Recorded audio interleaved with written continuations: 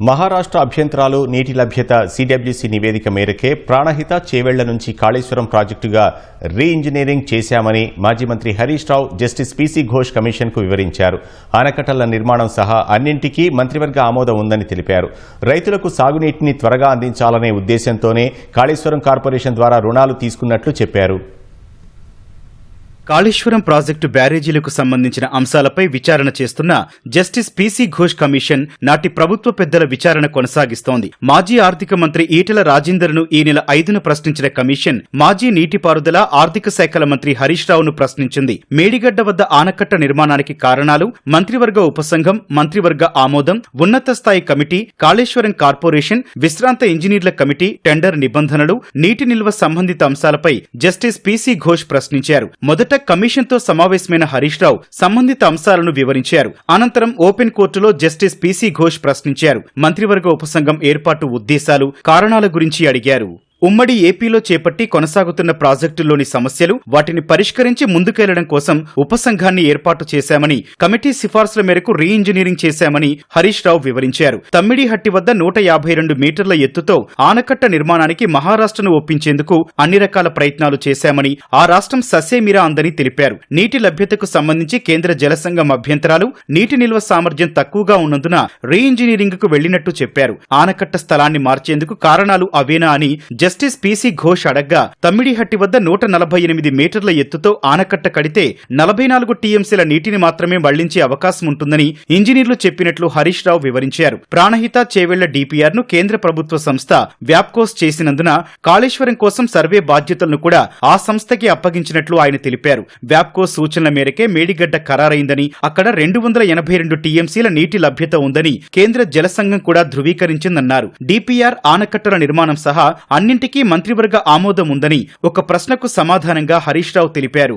వ్యాప్కోస్ నివేదిక మేరకు, central water commission సూచనల మేరకు మహారాష్ట్ర ఒప్పుకోకపోవడం వల్ల మన ఇంజనీర్ల రికమెండేషన్ మేరకు ఆనాడు రాష్ట్ర ప్రభుత్వం నీళ్లు లేని చోట నుంచి నీళ్లున్న చోటకు మేడిగడ్డ ప్రాజెక్టుకు రూపకల్పన చేశాం. అక్కడ వైల్డ్ లైఫ్ ప్రాజెక్టు కూడా ఉంది. చాప్రాల్ అనే వైల్డ్ లైఫ్ ప్రాజెక్టు కూడా తమ్మిడిహట్టి దగ్గర ఉంది. వైల్డ్ లైఫ్ ప్రాజెక్ట్కి అనుమతి రావాలంటే 10 ఏళ్ళు అవుతుంది. ఎందుకు మార్చామనేది documents, evidences, meeting minutes, central water commission లెటర్లు, మహారాష్ట్ర ముఖ్యమంత్రి రాసిన లెటరు అన్నింటినీ కూడా కమిషన్కు పూర్తి ఆధారాలతో సహా సమర్పించడం జరిగింది. అన్నారం, సుందిళ్ల ఆనకట్టల నిర్మాణ స్థలాలు మార్చాలన్న ఉన్నత స్థాయి కమిటీ సిఫార్సులపై ఏం చేశారని జస్టిస్ ఘోష్ ప్రశ్నించారు. అందుకు సంబంధించి ఇంజనీర్లు నిర్ణయం తీసుకున్నారని, వ్యాప్కోస్ ప్రతినిధి కూడా అందులో ఉన్నారన్న హరీష్ రావు ఉన్నత స్థాయి కమిటీకి అన్ని అధికారాలు ఇచ్చినట్లు చెప్పారు. ప్రతిపాదిత స్థలాన్ని కాదని వేరే చోట ఆనకట్టలు కట్టిన సందర్భాలు దేశంలో ఎన్నో ఉన్నాయని, నాగార్జున సాగర్, ఎస్ఆర్ఎస్పీ, కంతనపల్లి తదితరాలను హరీష్ రావు ఉదహరించారు. బ్యారేజీ లొకేషన్ మార్పుల గురించి కూడా అడిగారు. అన్నారం, సుందిళ్ల గురించి అది ప్యూర్లీ టెక్నికల్ డెసిషన్. ఇంజనీర్లు డీటెయిల్డ్ సర్వే ఆధారంగా దేశంలో అనేక ప్రాజెక్టులకు కూడా ఈ రకంగా మారుతుంటాయి. మన నాగార్జున సాగర్ కూడా మారింది, ఎస్ఆర్ఎస్పీ ప్రాజెక్ట్ కూడా మారింది. సో అది ఏదన్నా డెసిషన్ బ్యారేజీ కొంత ముందుకు వెనకకు జరిగేది, అది ఇంజనీరింగ్ డిపార్ట్మెంట్ తీసుకోవాల్సినటువంటి నిర్ణయాలు అనేటువంటి విషయాన్ని కూడా కమిషన్ గారు అడిగినప్పుడు మేము చెప్పడం జరిగింది. కాళేశ్వరం కార్పొరేషన్ ఉద్దేశాలు, ఏర్పాటుకు గల కారణాలను హరీష్ రావును కమిషన్ అడిగింది.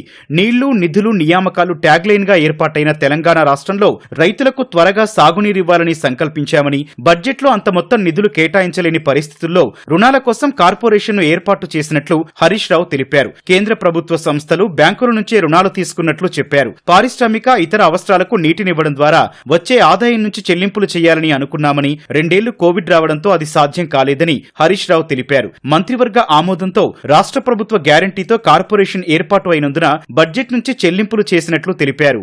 కాళేశ్వరం కార్పొరేషన్ కు కేబినెట్ అనుమతి ఉందా అని అడిగారు. కేబినెట్ అనుమతి ఉంది అని స్పష్టంగా వివరాలన్నీ కూడా అందించడం జరిగింది. ఏది నోటి మాటగా చెప్పలే, విత్ డాక్యుమెంటరీ ఎవిడెన్స్, సాక్ష్యాధారాలతో సహా గత ప్రభుత్వంలో తీసుకున్న నిర్ణయాలు, సిడబ్ల్యూసి రిపోర్ట్లు, వ్యాప్కోస్ రిపోర్ట్లు, కేబినెట్ నిర్ణయాలు అన్ని కూడా ఆధారాలతో సహా కమిషన్ కోరిన విధంగా మేము సబ్మిట్ చేయడం జరిగింది.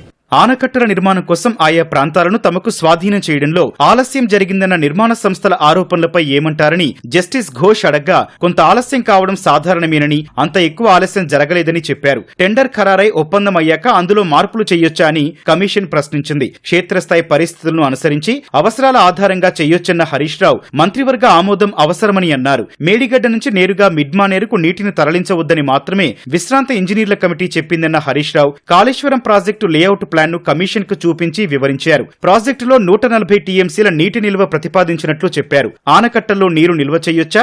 ఎవరి ఆదేశాల మేరకు 3 ఆనకట్టల్లో పూర్తి స్థాయిలో నీరు నిల్వ చేశారని కమిషన్ ప్రశ్నించగా, ఆనకట్టల్లో నీరు ఎంతవరకు నిల్వ చేయాలనేది ఇంజనీర్లు చూసుకునే సాంకేతిక అంశమని, ప్రభుత్వం నుంచి ఎవరూ అలా ఆదేశాలు ఇవ్వలేదన్నారు. 2018లో భూసేకరణ అవసరం లేకుండా ఫ్లడ్ బ్యాంకులు నిర్మించాలని నిర్ణయించారని, 2016లోనే ఒప్పందం ఎలా జరిగిందని జస్టిస్ ఘోష్ ప్రశ్నించగా, ఆ అంశాలన్నీ ఇంజనీర్లు చూసుకోవాల్సిన విషయాలని తెలిపారు. మొత్తం 40 నిమిషాల పాటు జరిగిన విచారణలో హరీష్ రావును జస్టిస్ ఘోష్ 20 ప్రశ్నలు అడిగారు. కాళేశ్వరం కమిషన్ విచారణ అనంతరం మాజీ మంత్రి హరీష్ రావు బీఆర్ఎస్ అధినేత కేసీఆర్ తో సమావేశమయ్యారు. విచారణ సందర్భంగా జస్టిస్ పీసీ ఘోష్ అడిగిన ప్రశ్నలు, తాను చెప్పిన సమాధానాల గురించి కేసీఆర్ కు వివరించినట్లు సమాచారం. బుధవారం కేసీఆర్ కూడా కాళేశ్వరం కమిషన్ ముందు హాజరు కావాల్సి ఉంది. దీంతో అందుకు సంబంధించిన అంశాలపైన ఇరువురు చర్చించినట్లు తెలుస్తోంది.